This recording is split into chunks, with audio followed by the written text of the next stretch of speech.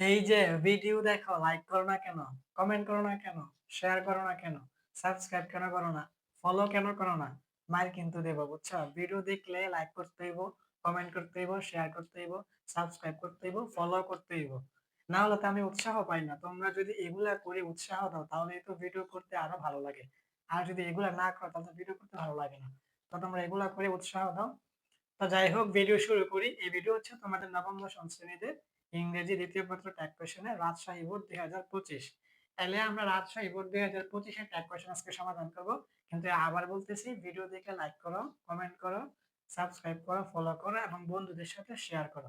যদি এগুলা করো তাহলে কি আমরা একটু উৎসাহ পাই, আমরা টিচাররা, আমরা শিক্ষকরা একটু উৎসাহ পাই ভিডিও করতে, ঠিক আছে? তাহলে দেখো, আমরা এ নাম্বারটা যদি সমাধান করি, nobody believes that's it. Nobody অর্থ হচ্ছে কেউ না, বিলিভস মানে হচ্ছে বিশ্বাস করা, এ মানে একজন, চিট মানে হচ্ছে তোমার প্রতারক বা বাটপার।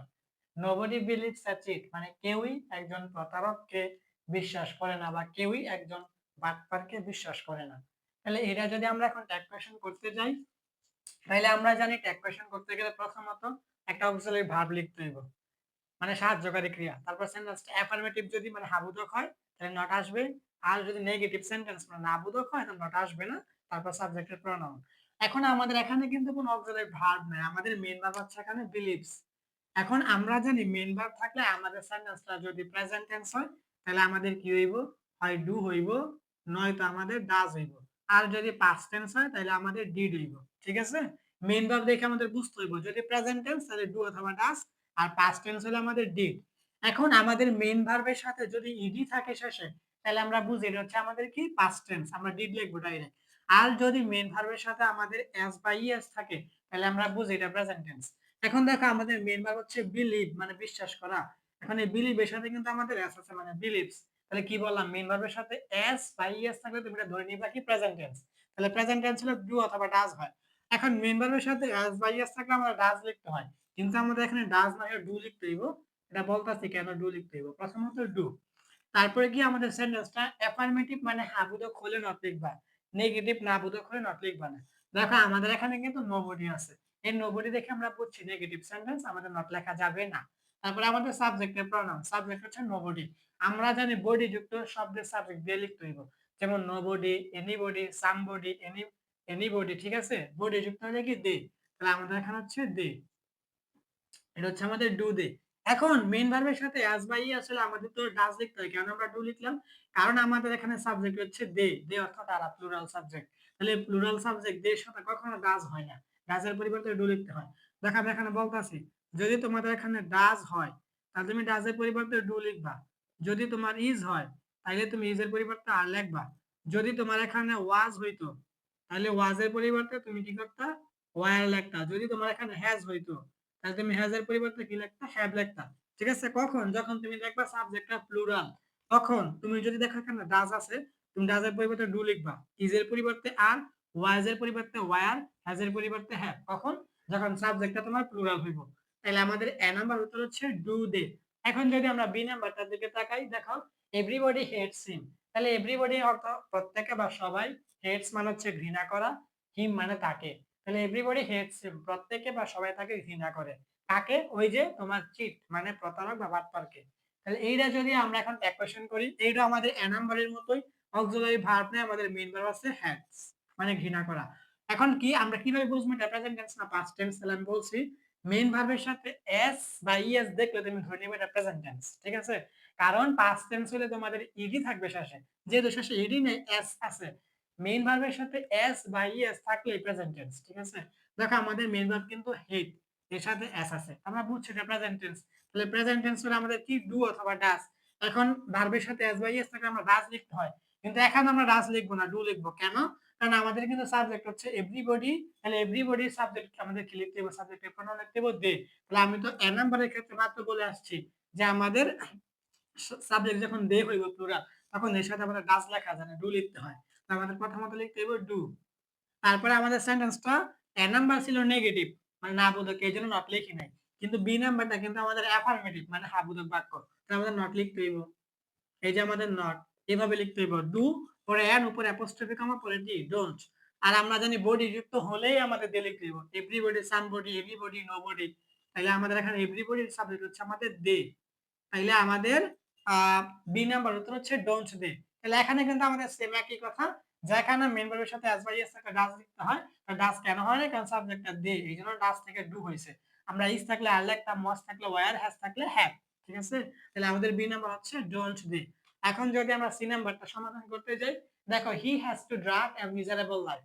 তাহলে হি মানে সে, হ্যাজ টু। এই হ্যাজ টু এখানে কিন্তু হ্যাজ টু অক্সিলারি ভার্ব না। এটা তোমাদের এখন জানো কিনা দেখো, হ্যাজ টু ড্রাগ এতটুকু কিন্তু আমাদের মেইন ভার্ব, এটা আমাদের ফ্রেজ আকারে আছে। তাহলে হ্যাজ টু মানে তোমার বাধ্য করে বোঝায়, মানে বাধ্যবাধকতা। আর ড্রাগ মানে কি? ড্রাগ মানে টানা, টেনে নিয়ে যাওয়া। তাইলে হি মানে সে, হ্যাজ টু ড্রাগ মানে তাকে টেনে নিয়ে যেতে হয় বা কষ্ট করে চালাতে হয়। এ মানে একটি, মিজারেবল মানে হচ্ছে দুঃখজনক বা শোচনীয়, লাইফ মানে হচ্ছে জীবন। তাহলে he has to drug A miserable life মানে তাকে খুব দুঃখজনক একটা জীবন বা শোচনীয় একটা জীবন টেনে নিয়ে যেতে হয়, বা তাকে খুব দুঃখজনক বা শোচনীয় একটা জীবন কষ্ট করে চালাতে হয়, এরকম অর্থ। তাহলে এইটা যদি এখন আমরা সমাধান করি, ইকুয়েশন করতে যাই, আমরা কিন্তু এখানে ভাবতে পারি আমাদের হ্যাজ অক্সিলারি ভার্ব। এখানে কিন্তু আমাদের হ্যাজ অক্সিলারি ভার্ব না। দেখো হ্যাজ টু এটা আমাদের ভার্ব 1 প্লাস টু ইনফিনিটিভ আকারে আছে। এখানে আমাদের এটা হচ্ছে হ্যাজ টু ড্রাগ। এই তিনটা শব্দ মিলে আমাদের মেইন ভার্ব, আর এটা আমাদের ফ্রেজ আকারে আছে। এখন আমাদের এখানে এটা তোমার উত্তর হবে ডাজ। এটা উত্তর আমাদের প্রথমত অক্সিলারি ভার্ব হইব ডাজ। এখন এটা আমি এখানে বলতাছি, দেখো এখানে কি আছে আমাদের, এখানে আছে আমাদের হ্যাজ টু ড্রাগ। দেখো আমাদের হ্যাজ টু ড্রাগ আছে, has to drug, has to drug থাকার কারণে আমরা কি লিখলাম? ডাজ লিখলাম। এখানে এরকম থাকতে পারতো আবার have to drug, have to drug থাকলে আমরা ডু লিখতাম। এটা খেয়াল করো, এখানে কিন্তু আমাদের অক্সিলারি ভার্ব না। তুমি দেখবা শুধু হ্যাভ থাকলে অক্সিলারি, শুধু হ্যাজ থাকলে অক্সিলারি, কিন্তু হ্যাজ এর পরে টু থাকলে আর হ্যাভ এর পরে টু থাকলে তখন এই তিনটা মিলে আমাদের একটা ফ্রেজ আকারে মেইন ভার্ব হয়। ঠিক আছে? এখন আমাদের এখানে বলতেছি কি, দেখো হ্যাজ টু ড্রাগ, এইজন্য আমরা ডাজ লিখছি। আবার যদি হ্যাভ টু ড্রাগ হতো আমরা ডু লিখতাম। ঠিক আছে? অর্থাৎ হ্যাজ এর সাথে তোমার ডাজ এর সম্পর্ক, হ্যাভ এর সাথে ডু এর সম্পর্ক। এখানে যদি হ্যাভ টু ড্রাগ হতো আমরা ডু লিখতাম। যেহেতু হ্যাজ টু ড্রাগ এই জন্য আমরা ডাজ লিখছি। তারপরে আমাদের সেন্টেন্সটা কিন্তু অ্যাফার্মেটিভ মানে হাবুধক। তাহলে আমাদের এখানে নট লিখতে হইব, এই যে নট। তারপর হচ্ছে আমাদের সাবজেক্ট এখানে সরাসরি দেওয়া আছে হি, এই যে আমাদের হচ্ছে হি। তাহলে আমাদের সি নাম্বার উত্তর হচ্ছে কি ডাজন্ট হি। এখন যদি আমরা পরেরটা ডি নাম্বার সমাধান করি, দেখো he can hardly succeed in life. He মানে সে, ক্যান মানে পারে, হার্ডলি মানে খুব কদাচিৎ বা খুব কম, সাকসিড মানে হচ্ছে সফল হওয়া, ইন মানে মধ্যে, এটা একটা প্রিপোজিশন, লাইফ অর্থ জীবন।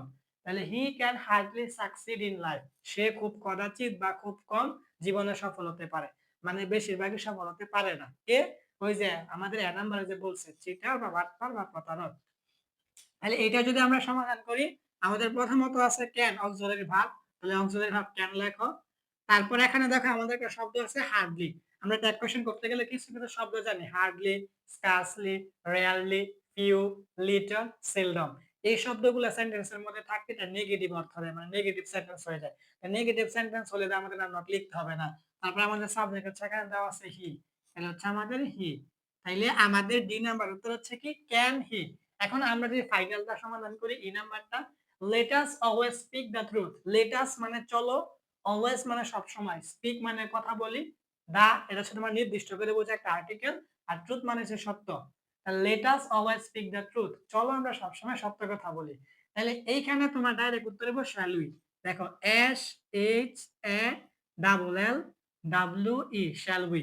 এখানে কিন্তু আমাদের ভাবতে হবে না যে সেন্টেন্সটা প্রথমত অক্সিলারি ভার্ব লিখবো, সেন্টেন্সটা অ্যাফার্মেটিভ হাবুদক হলে নট লিখবো, নেগেটিভ নাবুদক হলে নট লিখবো না, আপনার সাবজেক্টের প্রনাউন, এগুলো কিছু ভাবতে হবে না।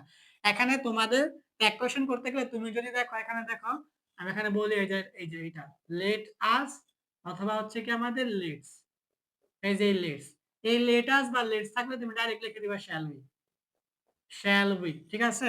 এক কোয়েশ্চেন করতে গেছো, তুমি দেখছো সেন্টেন্স বা বাক্যের শুরুতে লেটাস আছে, এই যে লেটাস বা লেটস, এটা তুমি ডাইরেক্ট শ্যাল উই লিখে দিবা। অক্সিলারি ভার্ব লিখতে হইব, হাবুদে খুলে নট আসবে, নাবুদে খুলে নট আসবে না, সাবজেক্টের প্রোনাউন, এগুলো কিছু ভাবতে হবে না। সেন্টেন্সের শুরুতে লেটাস বা লেটস দেখলে তুমি ডাইরেক্ট শ্যাল উই করে দিবা। ঠিক আছে?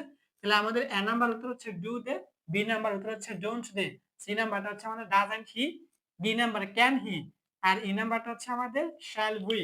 তাহলে এটাই ছিল তোমাদের নবম দশম শ্রেণীদের ইংরেজি দ্বিতীয় পত্র এক কোয়েশ্চেনের রাজশাহী বোর্ড 2025।